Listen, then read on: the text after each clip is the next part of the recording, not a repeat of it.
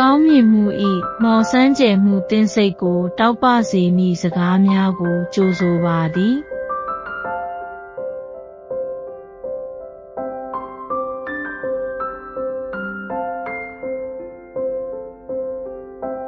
ဒီနေ့သင်အတွက်အံ့ဖွယ်စကားများ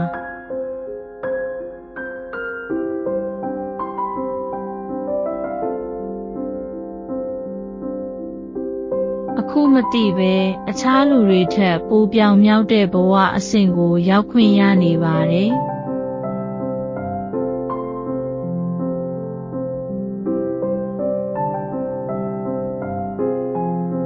မည်သို့ဖြစ်စေသင်ဝိညာဉ်၏အစီအစဉ်များတွက်လာနေပြီဖြစ်သည်